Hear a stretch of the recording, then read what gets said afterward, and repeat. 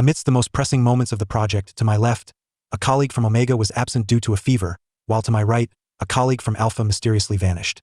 During a period of susceptibility, the office was desolate, with an overwhelming mountain of unresolved paperwork accumulating. I had completely succumbed to despair. To hell with the fever and susceptibility.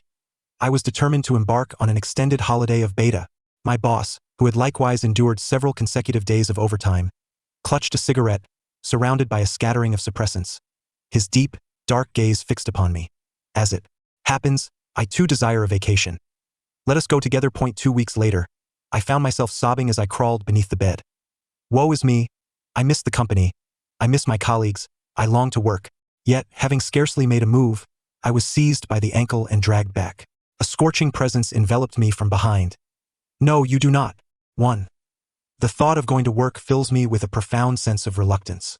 Why, indeed, must one toil for a living? Is it merely to elevate one's finances from store-bought meals to gourmet dishes prepared with finesse? Or perhaps to enable one's employer to transition from a Mercedes GLS to a Maybach GLS? Surely, one cannot be so foolish as to believe that employment adds genuine value to one's existence.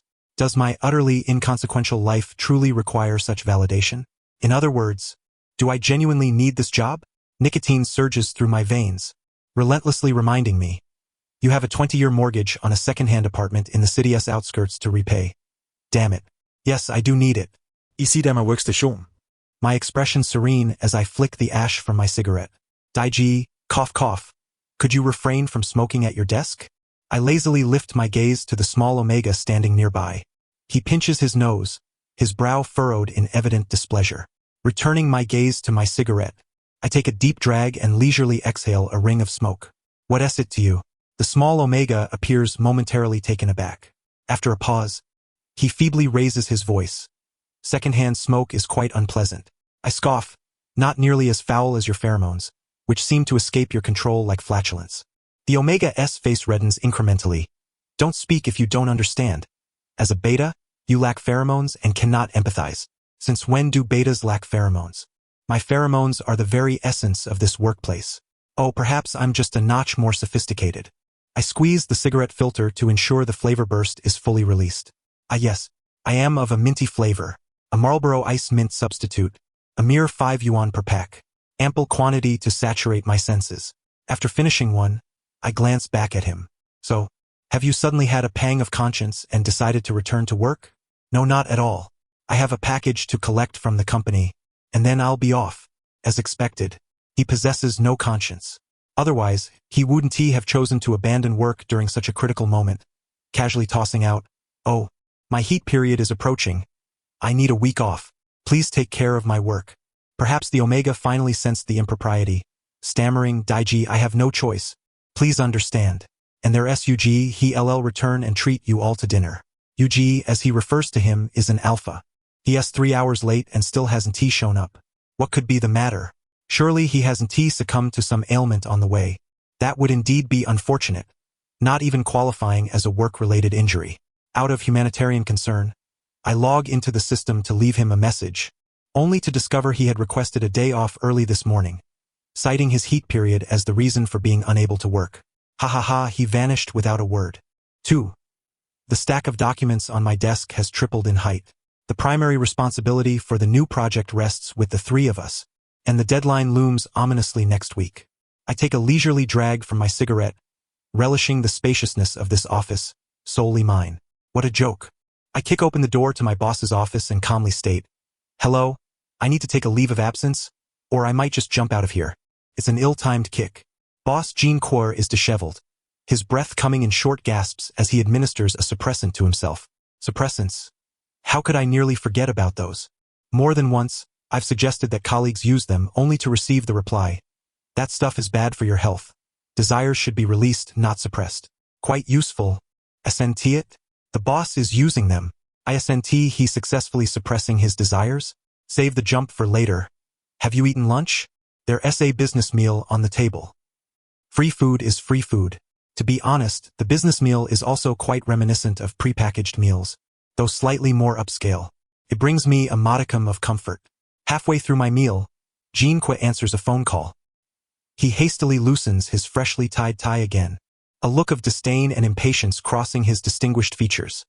If you think it's appropriate, you go ahead and finalize it. What does it matter to me? Compatibility. Your compatibility with my mother is at 100. Yet that hasn't stopped you from straying. It seems I've overheard something I shouldn't have. Yet, his irritation makes the meal taste even better, and I find myself feeling more at ease. Enjoying my food too much, Jean-Qua finally remembers my presence. What did you just say? With my cheeks still full, I hurriedly repeat, I want to jump out of here. No, I wish to take a leave of absence. He pinches the bridge of his nose. Reason. I don't want to work. I want to engage in the beta rights struggle. Jean-Qua pulls out a cigarette, placing it between his lips without haste to light it, casually toying with his lighter. I suspect he is feigning ignorance as I desperately swallow my food and enunciate my words clearly once more. He interrupts me. I heard you. Both ears heard you. But you are the project's focal point, and currently, no one can take over your responsibilities. In other words, Jean-Qua's gaze locks onto mine. You are vital to the company. Irreplaceable. Here it comes, the soft and hard approach. The capitalist's layered tactics. Unmoved, I counter, the renowned philosopher, logician, and writer Bertrand Russell once said that a clear sign of a person becoming a fool is the unwavering belief in the extreme importance of their work. Jean-Qua lights his cigarette, remaining silent. I had anticipated this wouldn't go smoothly. Biting down hard, I throw out a bold statement. The very thought that my impeccably dressed colleagues are currently engaged in uninhibited activities in bed day in and day out, for 7 days, in every conceivable position, engaged in the act relentlessly, it makes me ponder the notion of acquiring an artificial gland. Jean-Qua extinguishes his cigarette. Truth be told, I feel rather uncertain. After all, betas do not enjoy the special privileges or protections granted by the federal government. He could lay me off in an instant, leaving me with no recourse for arbitration. My mind clears slightly, and that impulsive fervor begins to cool. Upon reflection, this job isn't so bad, and Jean-Qua is quite decent. He even treats me to high-quality prepackaged meals. What more could I desire? Just as I'm about to find a way to backtrack, he speaks up. Do not casually misquote famous individuals. My reaction time seems sluggish before I can finish my internal critique. I notice his penetrating gaze sizing me up before a smile graces his lips. Perfect, I want to take a vacation as well. Let us go together. 3. I'm unsure what together entails, but it feels laden with implications. I have no time to contemplate this, fearing he might change his mind, and I hastily pack my bag and flee. 7 days of paid leave. I shall sleep until death claims me. After just 2 intersections, a sleek black vehicle silently glides into my field of vision. Jean-Qua honks briefly beside me. Get in. My legs move swiftly. No need, boss. My home is just ahead, in the next neighborhood. He doesn't respond, leisurely keeping pace beside me. Evaluate. There are still 7 traffic lights to cross before reaching home. To make matters worse, my legs cannot outrun 4 wheels, and I grow weary. Jean-Qua timely breaks the silence. Isn't this new car bought with the money you earned working for me? Don't you want to take a ride? I halt in my tracks and take a closer look. The man has indeed replaced his car with a Maybach. I promptly fling open the door and plop down into the seat. He doesn't take me home but instead steers toward the shopping mall. After indulging in a lavish Wagyu feast, I find myself ushered into a luxury boutique. I hesitate, torn between desire and restraint. This maneuver of retreating to advance is truly masterful. It has allowed me to fully witness the stark disparities in vacation experiences across different social strata, awakening my desire for wealth and spurring me to return to the office for overtime. Are you certain you won't indulge in spending the money earned from your labor on my behalf, turning it into VIC? I hastily waved my hand. No. A brief respite is free, but to indulge in extravagance would lead to ruin. Jean-Qua stood behind me, his large hand unexpectedly gripping my waist, exploring its contours before nodding towards us approximately 2 feet 2. Before I could react, he withdrew his hand. Your waist is quite slender. I could hardly dwell on his sudden transgression. My mind was preoccupied with the thought of his intent to coerce me into returning to work through exorbitant spending. A stream of clothing was brought in. Under the scrutiny of numerous eyes, I found myself at a loss for escape, forcing myself to don the garments. Let's wrap it all up. His tone was nonchalant, akin to how I would tell a restaurant owner to prepare 10 portions each of duck wings, pig ears, chicken feet, and duck tongues.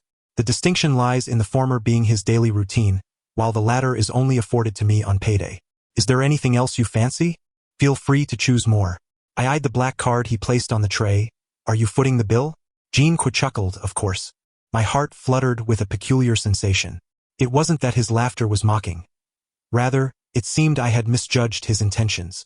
He appeared not to intend to send me back to work. Reevaluating the situation. Jean, a high-quality single alpha, a workaholic in a vulnerable phase, had consumed 4 tubes of inhibitors today alone, neglecting the company while indulging in high expenditures with me and engaging in close physical contact. And now, my phone vibrated, a notification of a bank deposit appearing on the screen. I silently counted tens, hundreds, thousands, a sharp intake of breath. The conclusion was evident. His desires, long suppressed by the inhibitors, could no longer be contained. To put it simply, he wished to sleep with me. He desired to engage with me, a beta devoid of complications or responsibilities. Jean leaned in closer, his words confirming my suspicion. Fong Dai, be my temporary partner for a few days. Absolutely not. Though I am impoverished, I possess morals, principles, and a baseline of decency. Such an act of selling one's body and soul is unequivocally unacceptable. My phone vibrated again, another incoming deposit, triple the previous amount, accompanied by a note. Voluntary gift. My right hand trembled slightly. Yet, reconsidering, one could argue that diligently working at my desk, exhausting my mind and spirit, and aging prematurely is, in its own way, a transaction of body and soul, albeit a woefully undervalued one. Over these 7 days, if I could simply lounge about and still earn money, how splendid that would be. As for my morals, principles, and boundaries, darling, I soon adapted to this role, playfully exclaiming, darling, this is my first time experiencing a spa, and darling, did Tony cut my hair too short? Jean clearly struggled with this new dynamic, silently settling the bill before striding ahead. Time flew by amidst indulgence and expenditures. By the time we returned to the car, evening had fallen. Where to next? Nowhere, home. Finally, we were about to get to the crux of the matter. The pre-dinner rituals of the affluent are indeed cumbersome. Ordinary folk rush to shower before diving into their meals. But how delightful it is to be wealthy. This entire process rejuvenated me from a weary vagabond back to the vibrant youth of my former self. I activated the front camera, blissfully adjusting my bangs, relishing the last time I felt so refreshed and radiant was shortly after graduation. Back then, I envisioned myself as a societal elite, surrounded by a cadre of accomplished individuals. Yet here I am, burdened by the work of others. Betas ought not to entertain such dreams. Putting my phone away, I heard Jean click his tongue, his brow furrowing as he executed a sharp turn. The car came to a halt at the roadside, my seatbelt unfastened, and he glanced at the rearview mirror before lowering the window halfway. Come closer. Goodness, it wasn't even dark yet, with so many cars and people passing by. Was this really the time for such thrills? I propped myself up, gripping the seat back, awkwardly maneuvering across the armrest to straddle his lap. His muscles were firm, and the moment I settled down, they pressed against me. Jean paused for a couple of seconds, not bad. As he spoke, he grasped the nape of my neck, pulling me toward him. The sharp scent of his cologne enveloped me. I nestled into his embrace, feeling our breaths converge inch by inch, only to come to a sudden halt, swiftly retracting. Huh? Was that it? But I was all ready. Jean squinted slightly, his gaze tracking a car that sped past before gradually returning, lowering and freezing. His expression turned blank. Why are you unzipping my pants? My mind went blank as well. How could one proceed without unzipping? The window rose rapidly. Jean zipped up his trousers and fastened his belt. You're even more dedicated than I anticipated. Complimented. I've never received praise for achieving top performance. Yet here I am, being commended for unzipping pants. I pressed on. Jean seized my hand and pushed me back into the passenger seat. That's enough. We've already left. Already? Left? We hadn't done anything. And it was over? Did we even have 3 seconds? I silently buckled my seatbelt, exhaling in relief. Phew, this money was far easier to earn than I had imagined. It hardly required any effort. Jean took me back to his family home. His father, mother, and brother were all present. I suddenly felt a wave of tension, instinctively tugging at his shirt. Shouldn't we have found a more private place, free from interruptions, rather than being among so many people? He leaned slightly closer, lowering his voice. Don't be nervous. Just channel half the assertiveness you displayed in my office. Assertiveness? Do I possess such a quality? That was born of desperation, an involuntary response that cannot be replicated. However, the oppressive atmosphere at the dining table was undeniably akin to the workplace.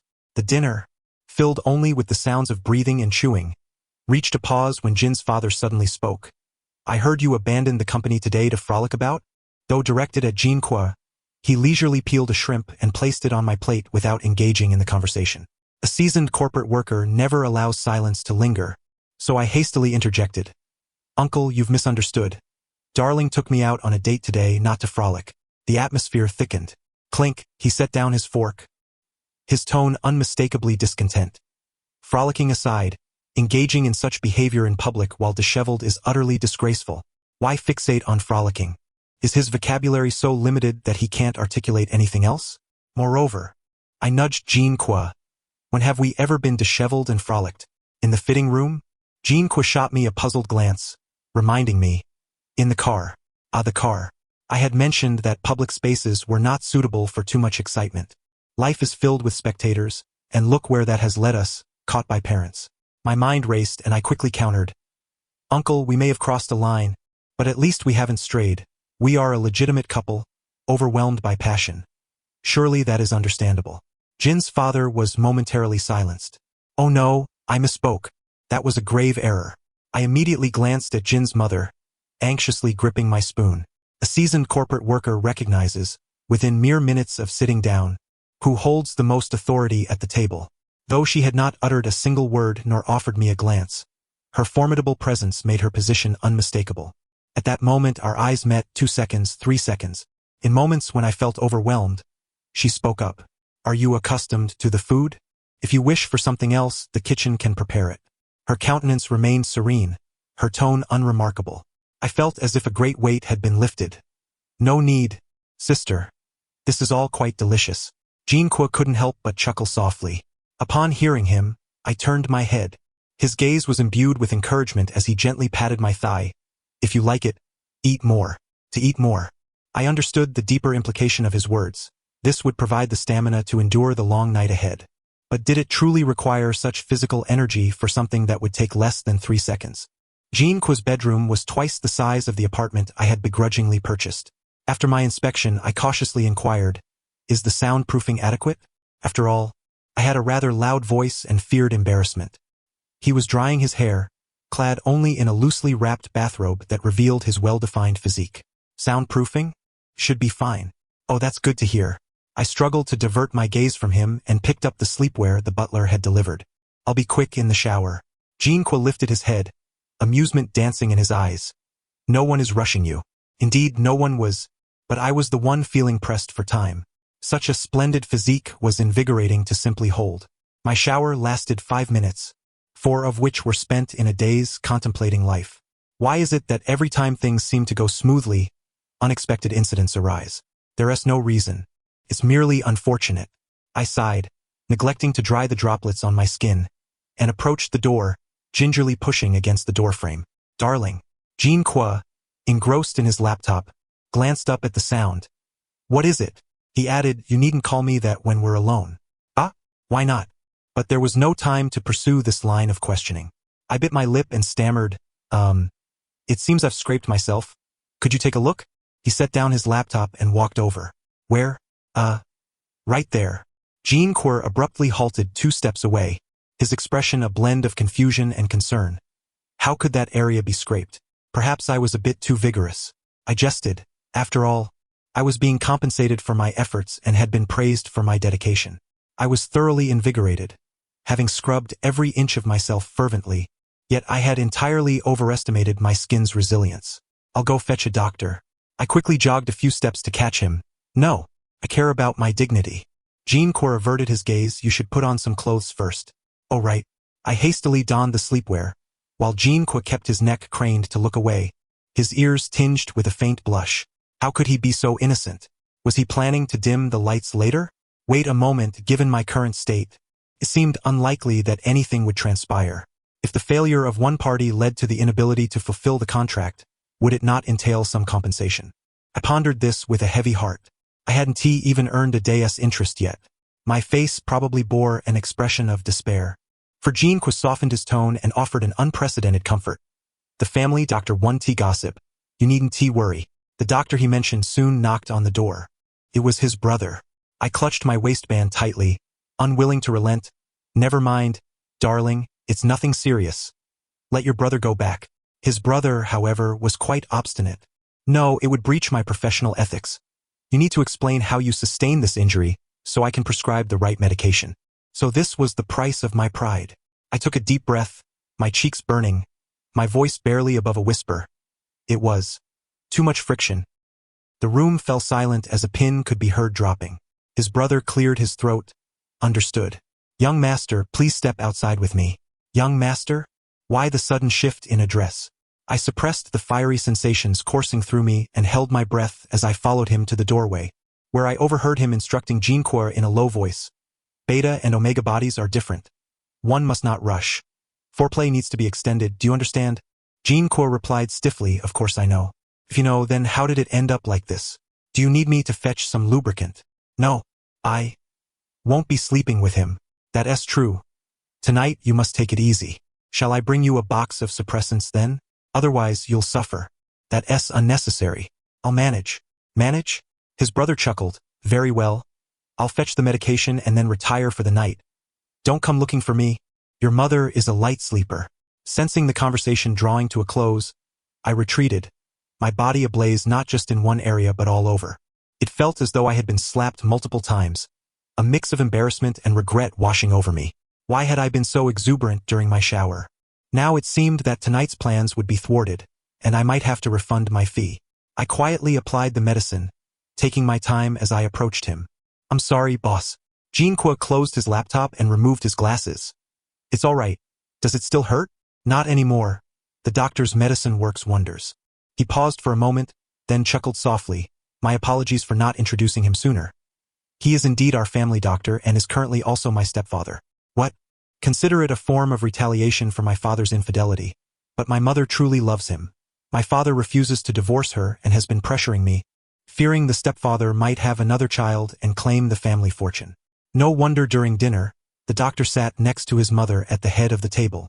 I had initially assumed he was the elder brother. Wealthy families have such convoluted relationships.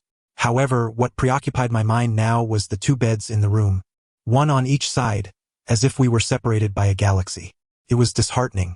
It felt as though I had labored diligently for a month, only to complete a proposal that had received approval from all departments, and just as we were about to implement it and receive our bonuses, we were told to hold off and focus on other matters.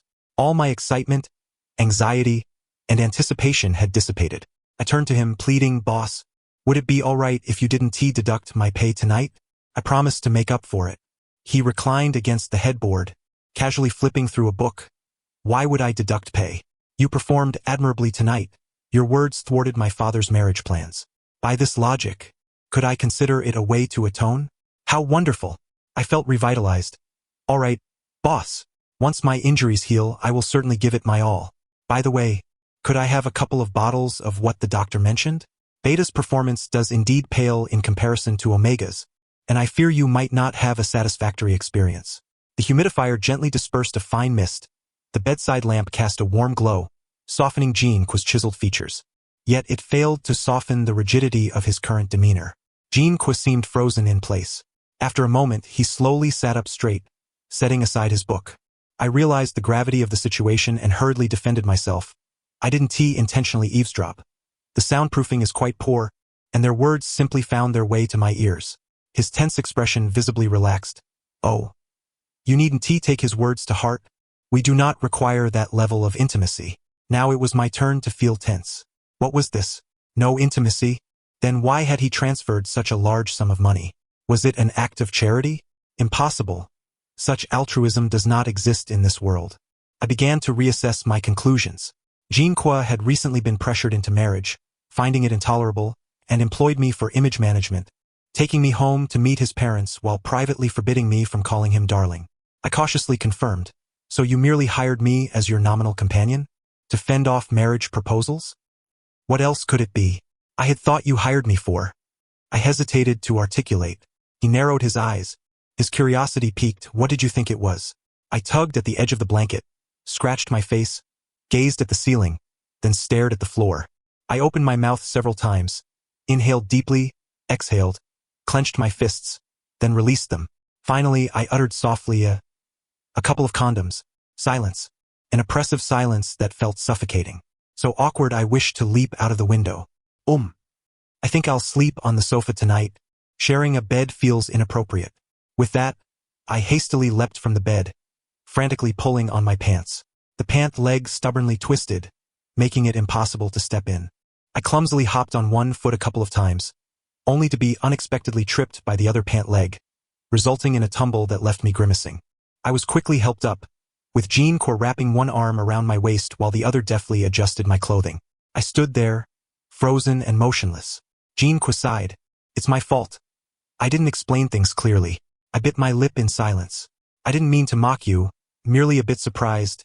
As I recall, you have always been quite serious and principled. I remained mute. He lowered his head, furrowing his brow slightly. Did I touch a sore spot? I shut my eyes. Damn. What good is being smart if I plan to grit my teeth and endure it, then sneak off to the bathroom to apply medicine? My pants were pulled down to my knees, leaving me feeling a chill on my backside. Boss, I can manage on my own. After several attempts to rise, each time I was pressed down again. Having reached such a level of awareness, why are you shy now? It's different now. Jean-Core resolutely twisted open the ointment. Don't move. His tone was firm. I could only continue to shut my eyes, resigned, hugging my legs tightly to my chest. My vision faded to black, while my other senses heightened. The warmth of Jean-Core's fingertips and the sensation of his touch magnified several times. Felt so itchy, so strange, increasingly peculiar. My legs could no longer hold me, and I slumped to one side. I couldn't help but bite my knuckles, barely swallowing back the bizarre stillness. His movements paused momentarily, and as he applied the ointment, it became slow and deliberate, like silk stretching. Fong Dai. Jean-Core's voice was deep and husky. You've diluted the ointment. After uttering that statement, Jean-Core fell silent. Meanwhile, I was desperate for an escape, instinctively activating my passive resignation skills, yet my heart remained remarkably calm. Once the ointment was applied, I gathered myself, donned my pants, and without a hint of a change in expression, tugged him into the bathroom to wash my hands. I pretended not to notice his ragged breathing, the rising temperature of his body, and the hardness pressing against me. Once I finished washing my hands, the moment the faucet was turned off, the air in the bathroom grew somewhat thick. On the shelf beside the sink lay half a pack of cigarettes. I asked, may I have one? As my hand swiftly tucked one into my mouth. The flavor was rich and full, utterly smooth. Damn, smoking such high-end stuff. Yet, no matter how luxurious one's attire or possessions, when the sensitive period strikes, primal desires, once ignited, can be far more overwhelming than what a beta experiences. I held the cigarette, flicking the ash into the sink. Boss, 2 options. First, I go buy suppressants. Second, I ask your father for some. It's midnight now. The former might take longer, while the latter could disturb your mother. The corners of Jean-Core's eyes turned red, his gaze lingering on my neck as he ground his teeth. Third, the overt aggressiveness in his eyes made me question whether I had suddenly sprouted glands. I instinctively touched my neck, finding it smooth. Boss, there's no third option. You said you wouldn't sleep with me. Third, I have suppressants in my car. Fine, I admit I overthought things, misinterpreting his intentions. Where are the keys? I'll go get them. Jean-Core took the cigarette from between my fingers and slowly put it in his mouth. I wanted to say to spare himself. My saliva carries no pheromones and one tea alleviate his predicament. But fearing he might just be craving a smoke, thus confirming my earlier misinterpretation, I opted for silence and pushed him towards the exit. His warm hand grasped my wrist. I'll go with you. The small refrigerator in the back seat of the car released a steady stream of white mist. The clear liquid coursed through Jean-Core's body, visibly restoring clarity to his eyes. I tidied up the syringe and tucked away 2 more, just in case. Jean-Core showed no intention of getting out of the car. Perhaps he hadn't fully recovered yet. The little Omega was right. I truly couldn't empathize, unable to grasp the sensation he described as 1,000 ants gnawing at the heart. However, judging by Jean-Core's expression, he must be in considerable discomfort. A slight shift in perspective allowed for some understanding. Taking leave was indeed impulsive. Perhaps I should return to work. After all, that project is quite important, and Jean-Core needs to go back to manage things. We've already wasted an entire day. We should be content with that. Regardless of how long the holiday lasts, it will eventually come to an end, and idling away time serves no purpose. Yet, retracting my leave request would render my earlier assertiveness in the office rather embarrassing. Just as I was hesitating on how to voice this, Jean-Qua suddenly spoke. If I hadn't stopped you this afternoon in the car, would you have truly gone through with it? I was taken aback for a moment and nodded, answering honestly, I thought you couldn't hold back. I've never lost control. He chuckled lightly. When leaving the mall, I saw my father's secretary's car. He must have received news and was tracking me, so it was just a performance for him. I was genuinely curious. Why are you so resistant to marriage? Isn't it a shortcut for you to achieve more with less effort? No particular reason, I just feel that living like my parents is quite dull. When the love is long gone, yet bound by a lifetime mark, it's disgusting to think that despite mutual disdain, one would still end up together when the sensitive period arrives, simply due to high pheromone compatibility. Oh, I'm sorry, I don't quite understand. However, encountering someone who you like both physically and emotionally is quite rare. Without trying, you'll never reach a conclusion, and you might miss out on someone truly compatible. In the stillness of the night, I estimated that the suppressants should have taken full effect, and it was time to return to sleep. Yet, Jean-Qua remained unmoving. The garage lights filtered through the car window, dimming considerably, casting shadows within the cabin. The tip of my cigarette burned down to its end, and Jean-Qua took one last drag. It flickered, then extinguished. In the moment before the spark faded, I distinctly saw his Adam's apple bob. He had something to say. I waited a few more seconds until my phone rang unexpectedly. Suyu, my alpha colleague. Just as I pressed accept, he blurted out, What the hell? Did you hear you took leave? It's midnight. Even if I hadn't taken leave, I'd still be resting. He seemed unable to comprehend human speech. Are you insane? What about the project? I paused for 2 seconds, chuckled, You sound quite spirited. Why not go back to work a bit? He fell silent, then launched into a tirade about sensitive periods, federal laws, and some obviously special privileges.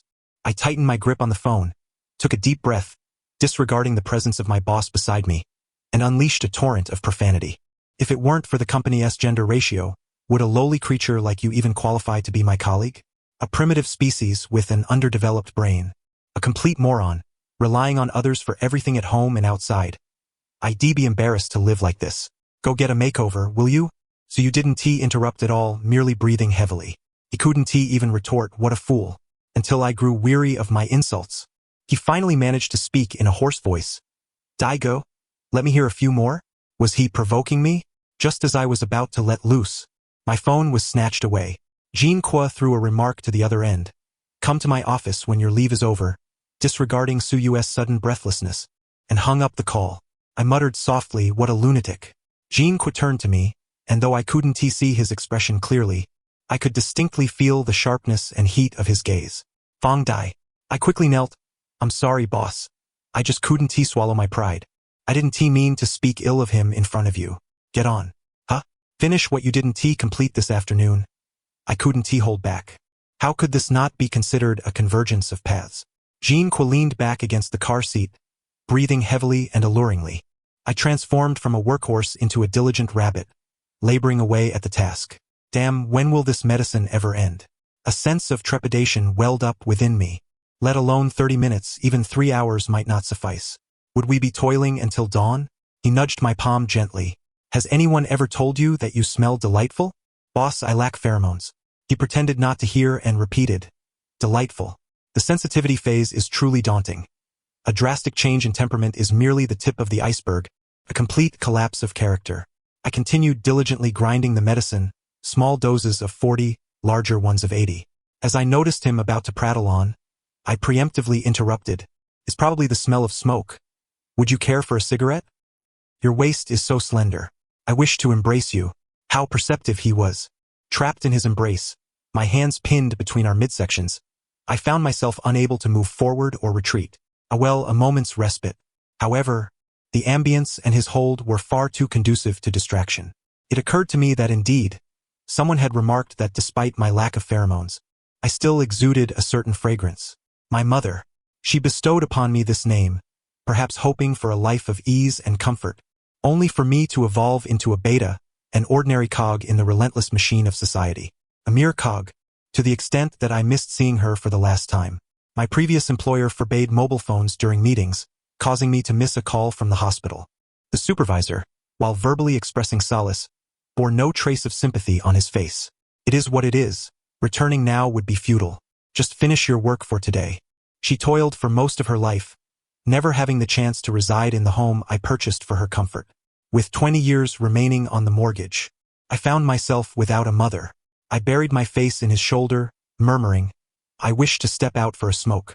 Jean-Quo's hand, unbeknownst to me, had slipped from my lower back to my shoulder, gently patting.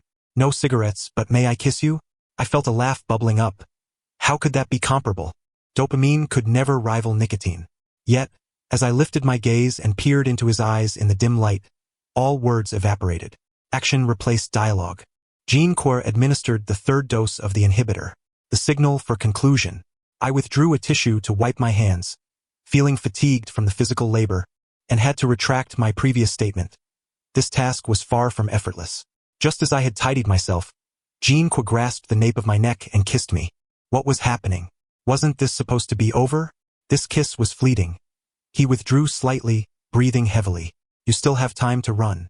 That statement held some weight when he had been voraciously devouring me moments before, but now it seemed rather absurd. What would I be running for? To catch the first ray of dawn, the first batch of steamed buns in the cafeteria, or perhaps the first cup of Americano? Jean-Quo mirrored my actions, substituting words with gestures.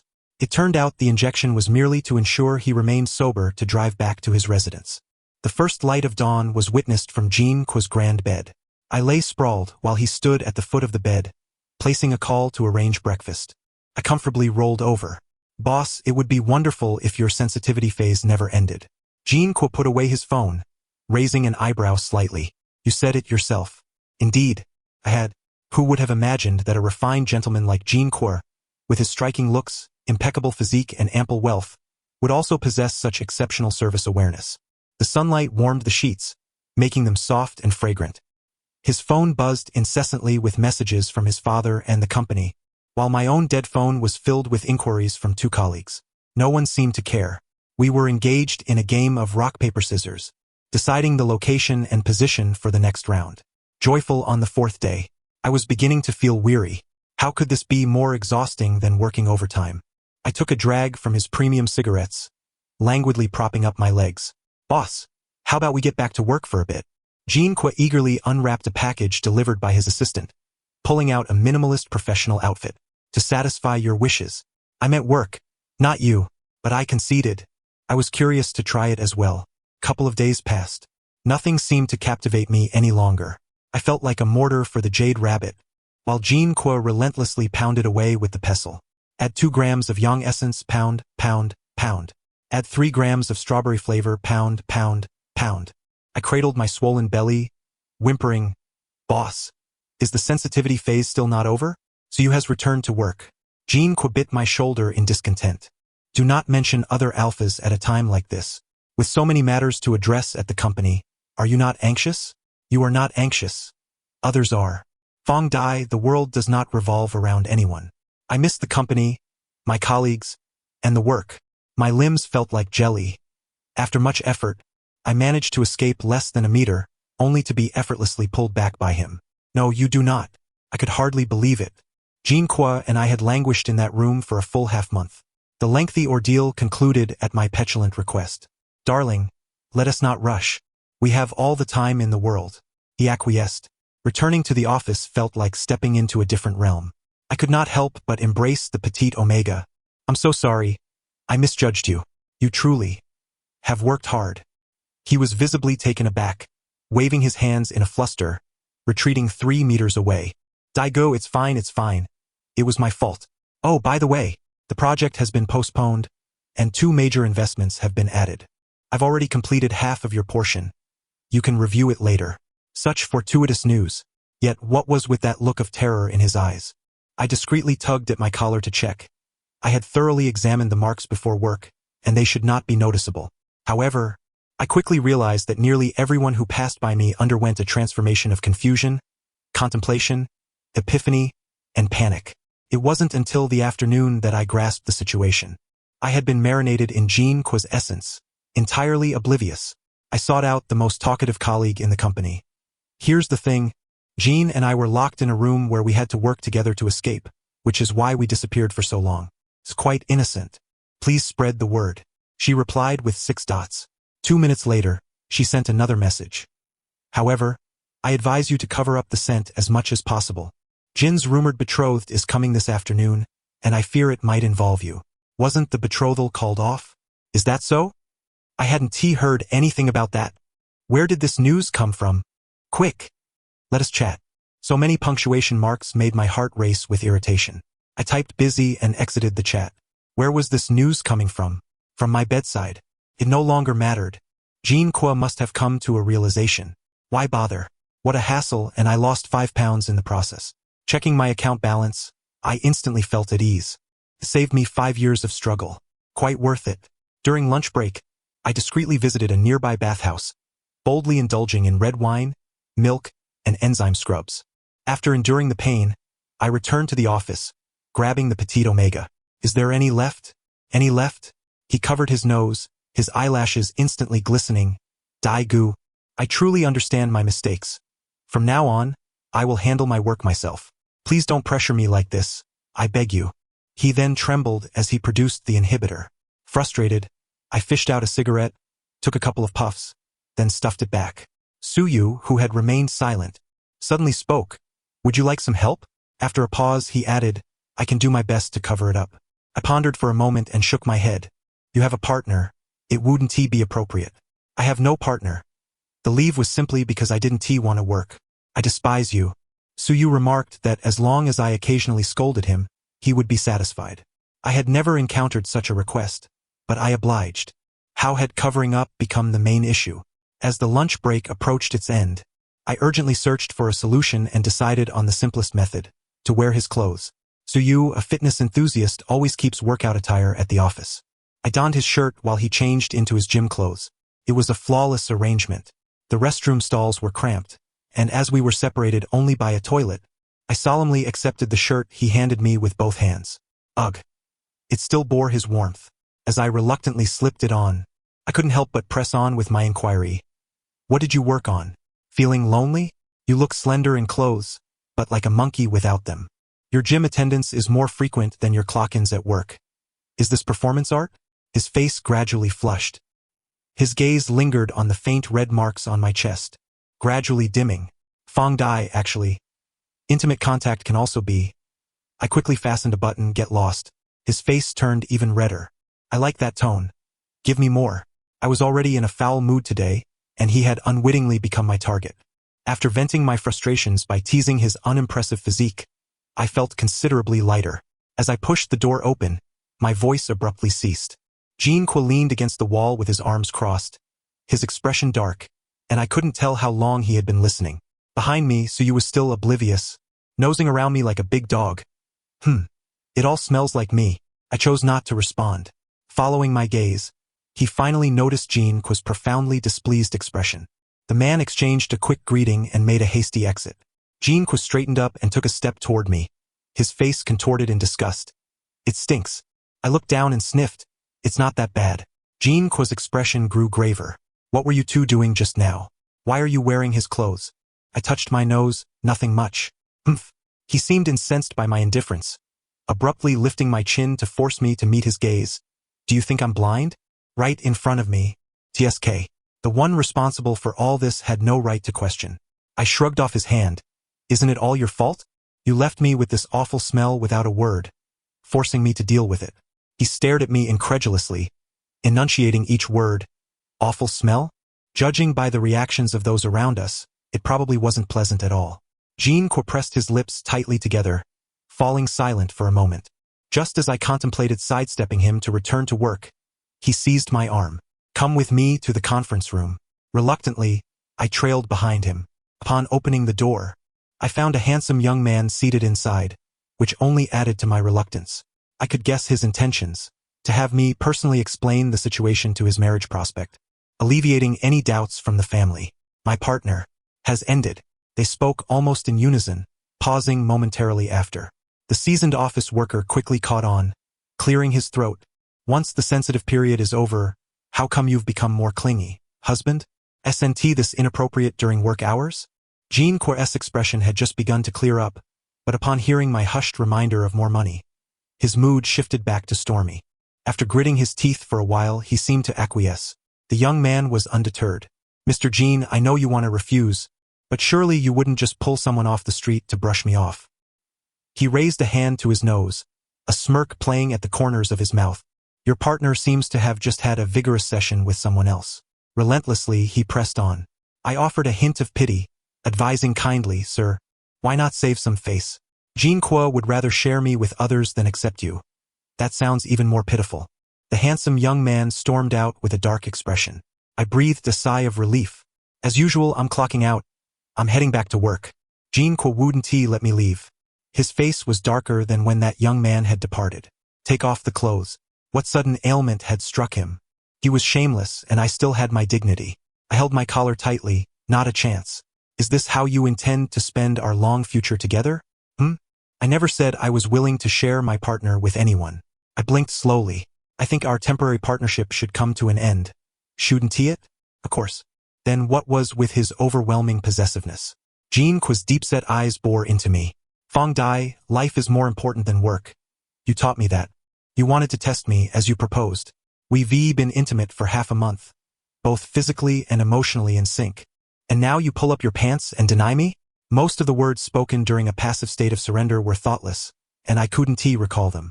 But, do you like me? I believe I've stated that several hundred times.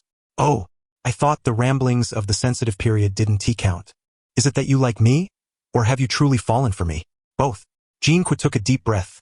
No, I can't take it anymore. With that, he grasped my shoulders and pressed me against the door, his heated breath nearing my neck. Mark me or take off your clothes. Choose one. I didn't have any glands. What was the difference between his so-called marking and biting a hole into my neck? Take them off. Right now. In the empty office, I exhaled a slow smoke ring. Capitalist dogs are indeed dogs. I had obediently stripped down, given kisses, hugs, and cuddles, and in the end, he took a bite out of me. My neck ached. It felt as if I had a glaring tag on me. Beware of the vicious dog. Do not approach. Thanks to the vicious dog, indeed, few dared to provoke me. After 20-some years of meekness, it was my first time striding confidently with the backing of a dog. But it was quite exhilarating. Checking my account balance, I felt elated. He loves me, I love money. Wealth flows to the wealthy. The triangular relationship was rather harmonious. Although none could guarantee the stability of this arrangement, who cares? A knock sounded at the door, and the increasingly handsome Jean Qua leaned against the doorframe. Time to clock out. Oh, just let me finish this last one. The final cigarette, plain and simple. He approached, naturally taking the stub from my fingers and leaning down to seal my lips with his. Fong Dai, is your house sturdy enough for the bed? I gazed at his neck with a hint of longing, thinking that one day, I would bite back. Well, the soundproofing isn't great. That's perfect. The end of the story. Thank you for listening. See you in the next tale.